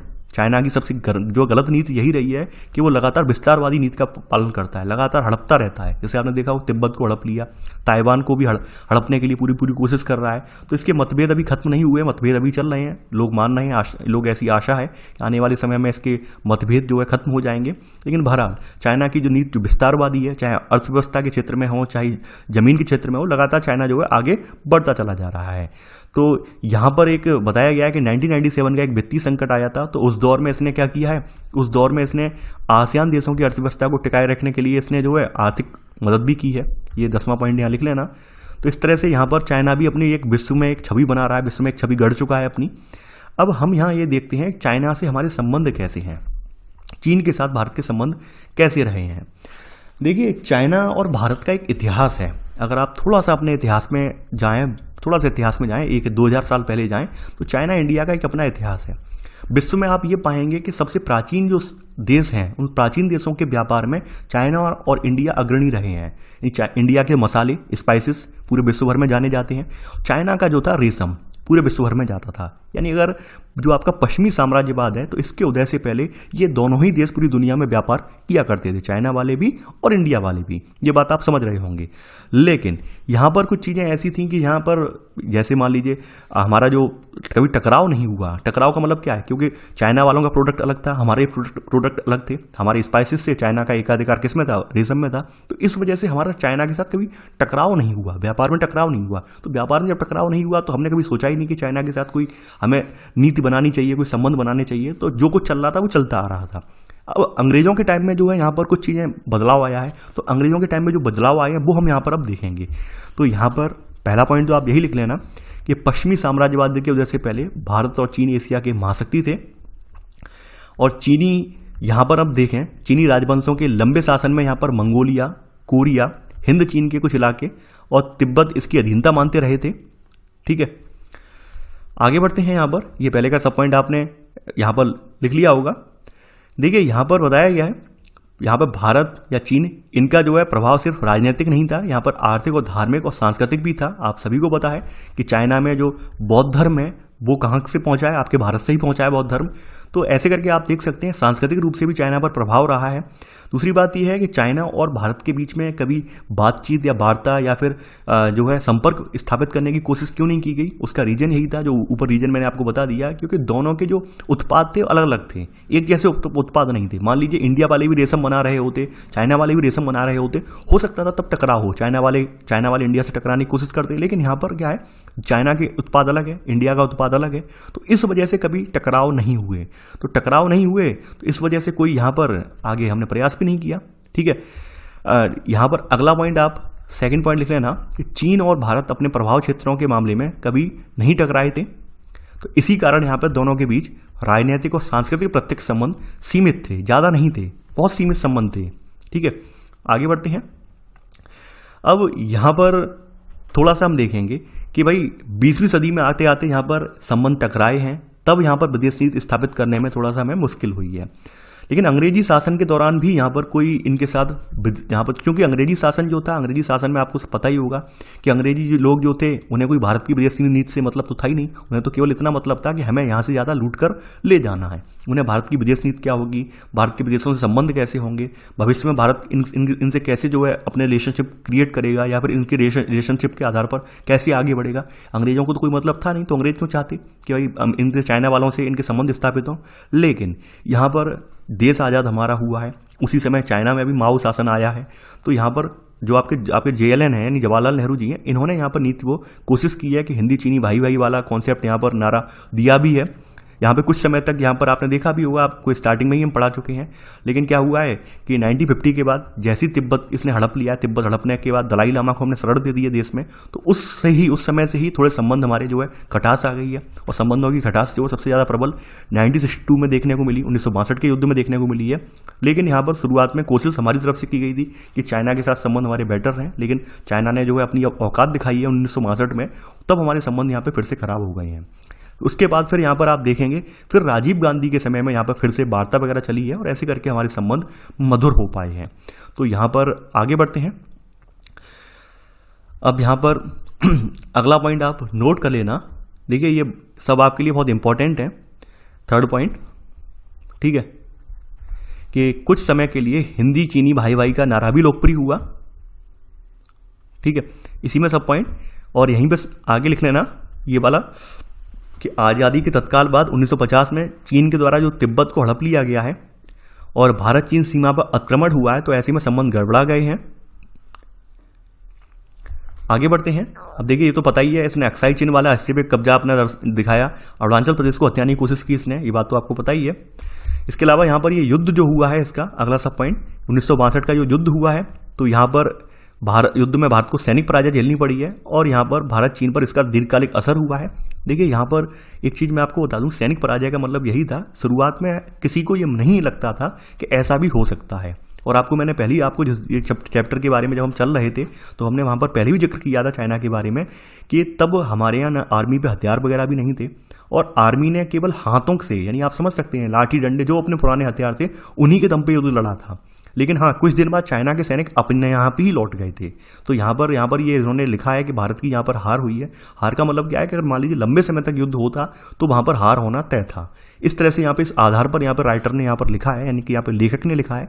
तो आप लोग इस बात को अपने पर्सनली ना लें, दिल पर ना लें कि भारत की यहाँ पर हार हुई है। भारत की हार नहीं हुई है, लेकिन हाँ यहाँ पर लंबे समय तक अगर युद्ध चलता तो हार होने की आशंका थी। तो यहाँ पर मैं ये बात क्लियर कर देता हूँ, ठीक है। तो यहाँ पर लिखा भी है पराजय झेलनी पड़ी है, ठीक है। इस बात को लेकर आपको यहाँ एग्रेसिव नहीं होंगे, ठीक है। ये बात मैं आपको बता दे रहा हूँ पहले से ही। ये राइटर इस तरह के जो शब्द लिखे जाते हैं इनका मतलब एक दीर्घकालिक अगर टर्म में मतलब समझेंगे तो आपको ये समझ में आ जाएगा। आगे बढ़ते हैं। अब यहाँ से इस युद्ध के बाद 1976 तक हमें यहाँ पर भारत और चाइना के बीच में कोई कूटनैतिक संबंध नहीं रहे हैं, यानी ना तो कोई आवाजाही हुई है, ना ही हमारा कोई व्यवहार वगैरह हुआ है, ना ही हमारे कोई डेलीगेशन वगैरह वहाँ पर गया, कुछ भी नहीं हुआ है। 1976 तक केवल संबंध बिल्कुल समाप्त रहे हैं।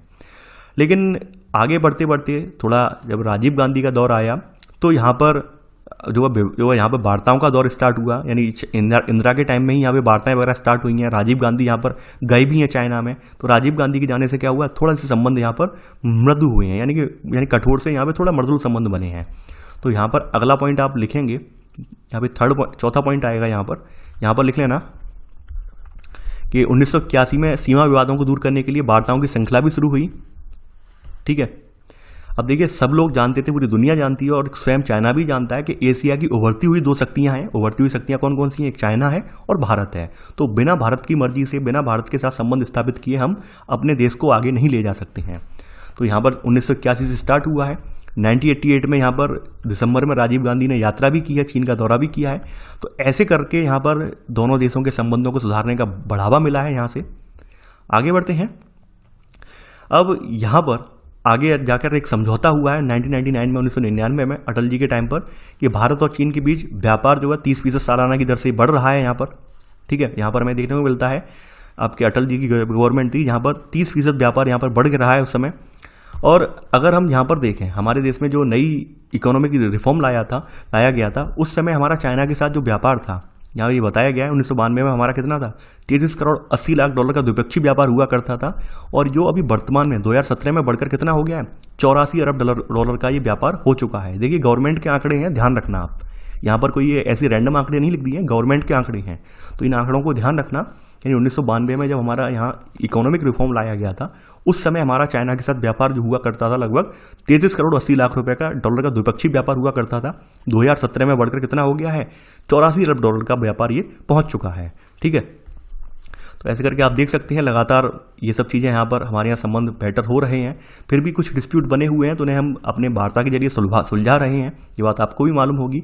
और चाइना और भारत दोनों ही उभरते हुए देश हैं, उभरते हुए कंट्री हैं, पूरे विश्व की नज़र इन पर भारत और चाइना पर टिकी हुई है इसी वजह से कि दोनों ही एक दिन मैन्युफैक्चरिंग हब बनेंगे यहाँ पर, और बने हुए भी हैं। यानी भारत अब बन रहा है, भारत में निवेश वगैरह हो रहा है, भारत में फैक्ट्रियाँ वगैरह नहीं लग रही हैं, तो लगातार भारत जो है तरक्की भी कर रहा है। तो इस तरह से आप देख सकते हैं किस तरह से हमने जो है अपने चाइना के साथ जो संबंध खराब हुए थे उन्हें फिर से स्थापित किया है। और वर्तमान में अभी कुछ दिन पहले आपने देखा होगा गलावन वैली में जो हमारा टकराव हुआ था, टकराव में जो 20 जवान मारे गए थे, उसके बाद फिर से एक तनातनी की स्थिति क्रिएट हुई थी। लेकिन वार्ताओं का एक लंबा दौर चला और वो मैटर भी सॉल्व आउट कर लिया गया, आपने पढ़ा भी होगा न्यूज में, ठीक है। तो कुछ भी होता है, ऐसा नहीं है कि आज देखिए पहली बात इंपॉर्टेंट जान लीजिए, आज के जो वर्तमान के औद्योगिकृत विश्व में सबसे इंपॉर्टेंट बात क्या है, हमारी अर्थव्यवस्था। यानी कोई भी देश लड़ाई झगड़ा स्टार्ट करने से पहले 50 बार ये सोचता है कि इसका संबंध हमारी अर्थव्यवस्था पे क्या पड़ेगा। ऑब्वियस सी बात है, लड़ाई झगड़ा होगा तो व्यापार बंद हो जाएगा, व्यापार बंद होगा तो नुकसान होगा। तो कोई भी देश, किसी देश की कंपनी ये बिल्कुल भी नहीं चाहेगी। तो इस वजह से आने वाले समय में आप देखते होंगे ज़्यादातर देश जो हैं वो यही नीति अपना रहे हैं कि मिलजुल कर एक मित्रतापूर्वक व्यवहार करते हुए हम अपनी देश की अर्थव्यवस्था को आगे ले जाएं। अब देखिए यहाँ पर कुछ देशों के नाम और दिए हैं, ये तो आपका चैप्टर एंड हो गया है। इसके साथ साथ यहाँ पर कुछ चीज़ें और बताई हैं, जैसे यहाँ पर बताया है 1998 में हमने परमाणु हथियार का परीक्षण किया, तो यहाँ पर कुछ लोगों ने इसे सही ठहराया था, ये बात आपको भी पता है। अब जैसे बांग्लादेश और म्यांमार से चीन के सैनिक संबंधों को भी हमने, तो यहाँ पर ये सब चीज़ें देखिए, ये सब वही लिखा गया है कि इनके जो है यहाँ पर चाइना के जो बांग्लादेश और म्यांमार से चीन के सैनिक संबंध है वो भारत के हितों के खिलाफ माने जाते हैं। तो तमाम लोग बातें भी करते हैं कि चाइना हमारे लिए बेटर नहीं है, चाइना बेटर विकल्प नहीं है, को चाइना का कोई पता है नहीं। जैसे आपने देखा भी है कि जवाहरलाल नेहरू पूरे आश्वस्त थे कि भाई ऐसा कुछ नहीं होगा, लेकिन चाइना वालों ने घुसपैठ कर दी अचानक से। तो चाइना का भरोसा तो कुछ नहीं है कि चाइना का माल कब तक चले और फिर कब खराब हो जाए, कोई भरोसा नहीं है। लेकिन हाँ, बेटर यही है कि व्यापार हो रहा है, व्यापार से हमें भी लाभ मिल रहा है, उन्हें भी लाभ मिल रहा है। हमारे यहाँ का भी उद्योग सेक्टर व्यापार से जो है फल फूल रहा है और उनका भी सेक्टर फल फूल रहा है। तो वर्तमान देशों की सरकारें जो हैं, वर्तमान सरकारें प्रयास यही कर रही हैं कोई डिस्प्यूट वगैरह ना हो और हम दोनों मिलजुल कर आगे बढ़ें। अब देखिए जापान की बात की जा रही है, तो जापान के बारे में थोड़ा सा बताया जाएगा कि जापान कहाँ से निकला है। तो देखिए अभी वर्तमान में जो कंपनियाँ सोनी हुई, पैनासोनिक हुई, Canon, Suzuki, Honda, Toyota, Mazda, ये सब जापानी ब्रांड हैं, इनके बारे में आपने सुना होगा। जापान सबसे ज़्यादा इंपॉर्टेंट किसके लिए है? जापान अपनी प्रौद्योगिकी के लिए, हाई टेक टेक्नोलॉजी के लिए है, ये आपको पता है। जापान के पास कोई अपने प्राकृतिक संसाधन नहीं है, इसने अपने यहाँ के नागरिकों को उच्च शिक्षा और बेटर स्वास्थ्य सेवाएं देकर एक अच्छा खासा मानव संसाधन बनाया है, ताकि तभी यहाँ पर ये देश क्या है, उच्च प्रौद्योगिकी में आगे बढ़ पाया है। तो यहाँ पर वही सब चीज़ें लिखी हैं, प्राकृतिक संसाधन इनके पास कम नहीं है, कच्चा माल इन्हें आयात करना पड़ता है विभिन्न देशों से। दूसरे विश्व युद्ध के बाद जहाँ पर इन्होंने जो है, यहाँ पर अगर देखा जाए जो परमाणु बम की मार भी झेली है, लेकिन उसके बावजूद भी यहाँ पर जापान की अर्थव्यवस्था बहुत तेजी से ग्रो की है। अब देखिए यहाँ पर इसमें कुछ पॉइंट हैं, वो आप लिख लेना, जैसे यहाँ पर नोट करके लिख लेना जापान के बारे में। जापान जो है 1964 में आर्थिक सहयोग तथा विकास संगठन यानी Organisation for Economic Cooperation and Development, जिसे OECD कहते हैं, इसका सदस्य बन गया है। 2017 में अगर हम जापान की अर्थव्यवस्था देखें तो ये विश्व की तीसरी अर्थव्यवस्था है। और एशिया के देशों में अगर हम देखें तो एशिया के देशों में अकेला जापान जो है समूह 7 के देशों में शामिल है। आबादी के लिहाज से बताया गया है, आबादी के लिहाज से किसका कौन सा स्थान है विश्व में? जापान का स्थान 11वां है। यहाँ पर इंपॉर्टेंट फैक्ट है, वो लिख लेना आप। अगला पॉइंट यहाँ पर ये लिख लेना, जापान जो है ये आपके संयुक्त राष्ट्र संघ है, UN है, तो वहाँ पर 10% योगदान करता है। और यानी योगदान के मामले में कितना है? अंशदान के मामले में ये दूसरा बड़ा देश है, अंशदान करने वाला ये दूसरा बड़ा देश है, ये आप लिख लेना आप।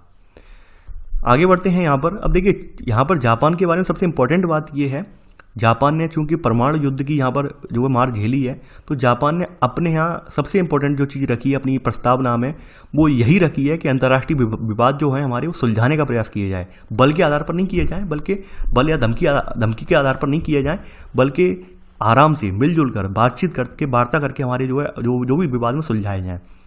यानी कि जापान वाले अब जो है अपना रक्षा बजट जो है मात्र इनकी अपनी GDP का 1% रखते हैं, 1% GDP का मात्र रक्षा बजट खर्च करते हैं।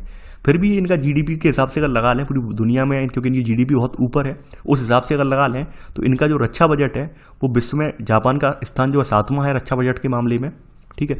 तो यहाँ पर अगला पॉइंट आप 5वां पॉइंट लिख लेना कि जापान का सैन्य व्यय उसके GDP का केवल 1% है, फिर भी सैन्य व्यय जो है इस लिहाज से जापान कौन से स्थान पर है?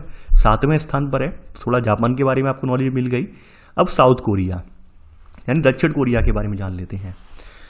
देखिए, कोरिया प्रायद्वीप को जो है दूसरे विश्व युद्ध के अंत में दक्षिण कोरिया यानी रिपब्लिक ऑफ कोरिया और उत्तरी कोरिया यानी कि Democratic People's Republic of Korea, तो यहाँ पर एक बीच में 38वीं समानांतर है रेखा है, यहाँ पर अक्षांश है यहाँ पर, तो इससे विभाजित किया गया है।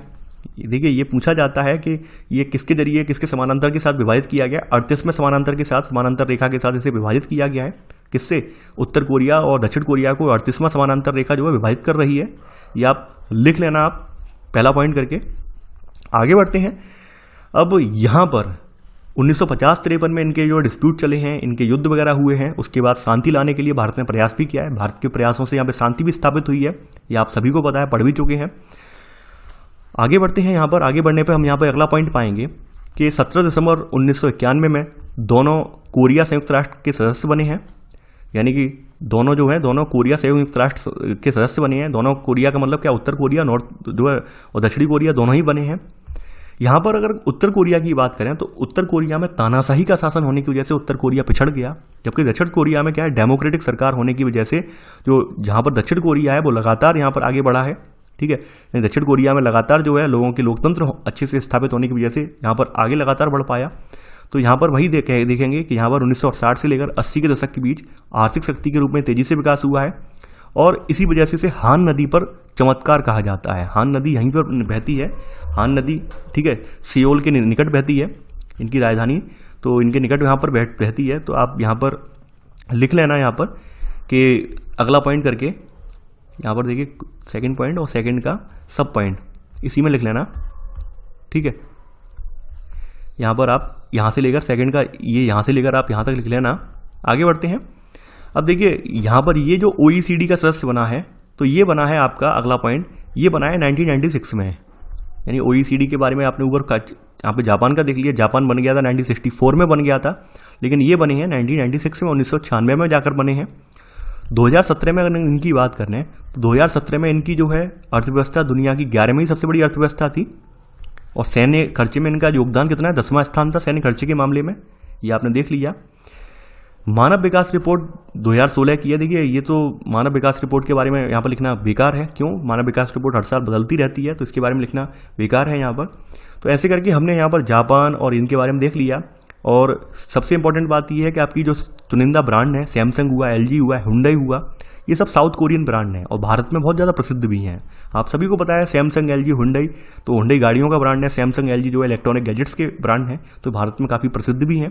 हमारे भारत के दक्षिण कोरिया के साथ मधुर संबंध भी हैं, अच्छे संबंध भी हैं। और आपको एक कहानी भी पता होगी कि हमारे यहाँ की एक रानी जो है वो वहाँ पर ब्याही थी दक्षिण कोरिया में, तो इस वजह से हमारे इनसे संबंध जो है अयोध्या से भी जुड़े हुए हैं। अगर आप थोड़ा सा इतिहास उठा के देखेंगे तो आप पाएंगे दक्षिण कोरियाई लोगों का एक स्मारक स्थल भी है आपके अयोध्या में। तो ऐसे करके हमारे इनके प्राचीन संबंध भी हैं, ऐसा नहीं है कि अभी हाल में ही संबंध स्थापित हुए, नहीं, हमारी प्राचीन जो सांस्कृतिक संबंध भी हमारे हैं इनसे। तो ऐसे करके आपका चैप्टर यहाँ समाप्त हो गया। देखिए, मैं आशा यही करता हूँ आप लोग ये जो चैप्टर है, ये चैप्टर इनके नोट्स बनाइए प्रॉपर वे में। नोट्स बनाने का रीज़न ये है क्योंकि आपके इंटरनेशनल रिलेशन से रिलेटेड ये चैप्टर है। यहाँ पर आपको थोड़ा सा इतिहास तो पता होना चाहिए कि भाई कब से हमारे संबंध स्थापित हुए हैं, कब हमारा आवाजाही हुई है, कब हमने क्या किया है, क्या नहीं किया है। तो इसके लिए आपके पास थोड़ा लिखित अगर नोट्स होंगे तो बेटर हो जाएगा। आपको जो है एग्जाम से पहले या कहीं पेपर लिखने से पहले आप अगर उन्हें एक बार रिवाइज कर लेंगे तो आपके माइंड में चीज़ें क्लियर हो जाएंगी। तो आई होप आपको चैप्टर समझ में आया होगा। आप लोगों में से कुछ लोग कहते हैं कि सर आप लिखवाया मत कीजिए, पॉइंट मत डलवाया कीजिए। देखिए, यहाँ पर समस्या ये है, यहाँ पर केवल एक जैसे लोग नहीं हैं। मैं आपसे फिर से गुजारिश कर रहा हूँ, यहाँ पर सभी तरह के लोग मौजूद हैं। कुछ लोग केवल यही देखने आते हैं, व्याख्यान सुनने आते हैं, उन्हें नोट्स बनाने से कोई मतलब नहीं है। कुछ लोग ऐसे हैं जो प्रॉपर वे में नोट्स बनाते हैं, तो मुझे सबकी सुननी पड़ती है। यहाँ पर एक दिक्कत मुझे ये हो जाती है, जब मैं नॉन स्टॉप बोल रहा होता हूँ तो बीच में अगर मैं जब नोट्स वाला जब पॉइंट आ जाता है तो कहीं ना कहीं मुझे रुकना पड़ता है। तो ऐसे में आप लोग जो केवल लेक्चर सुनने आते हैं, लेक्चर देखने आते हैं, उन्हें बड़ा अजीब सा लगता है, कहते हैं सर ये बीच में नोट्स भी लिखवा रहे हैं। तो आप लोग इस चीज़ को लेकर बार बार बॉदरेट ना हो, बार बार परेशान ना हो। देखिए, आप ही नहीं है यहाँ पर, आपके अलावा भी यहाँ पे बहुत सारे लोग अध्ययन कर रहे हैं। तो आप सभी जो है सभी के बारे में सोच के चलें, केवल अपने स्तर पर सोच के ना चलें। तो आई होप आपको लेक्चर पसंद आ रहे होंगे, लेक्चर समझ में भी आ रहे होंगे।